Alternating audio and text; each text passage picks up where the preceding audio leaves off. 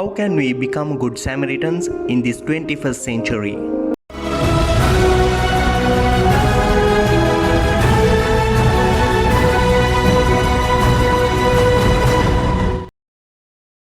Around the world, more than 780 million people live in extreme poverty.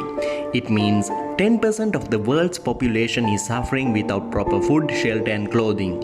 On the other hand, 14 million children suffer from severe acute malnutrition. According to the statistics, 2 million children die every year because of hunger.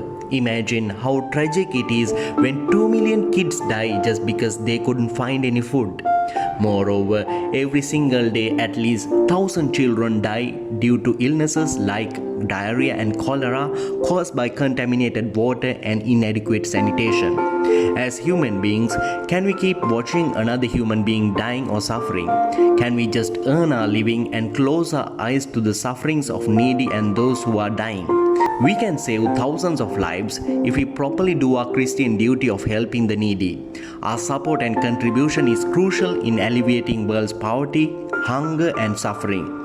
Today, through the readings of the Holy Mass, our Lord invites us to be sensitive to the sufferings of our neighbors. In today's Holy Gospel, we are presented with the parable of the Good Samaritan. This parable teaches us who is our neighbor and how we should love our neighbor.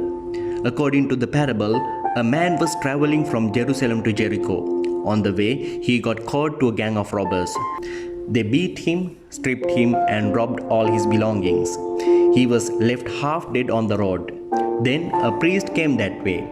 He saw this man half dead, but he crossed to the other side of the road and passed him without taking any notice. In Jewish culture, contact with a dead body was understood to be defiling. The priest thought that it would make him ritually unclean to touch this half-dead man. Next, a Levite came on that way. He also saw the fallen man, but he was not bothered to check whether this man was dead or alive. Both the priest and Levite were not sensitive to the suffering of this dying man. Both of them thought, if I stop to help this man, what will happen to me? But the Gentile Samaritan who came that way reversed the question and thought, if I do not stop to help this man, what will happen to him? Moved with compassion, he approached this fallen man. He cleansed his wounds and wrapped him with bandages. Going an extra mile, the Good Samaritan carried this man to a nearby inn and took care of him. Finally, he even paid the bill and asked the innkeeper to take care of the wounded man, promising that he would come again. Although the priest and the Levite ignored this injured man, the Samaritan, who was hated by the Jews, was filled with compassion and love towards the injured man. Today, in our modern day society, we too are called to be good Samaritans. We too get a lot of opportunities to go out of our way and to help those who are suffering.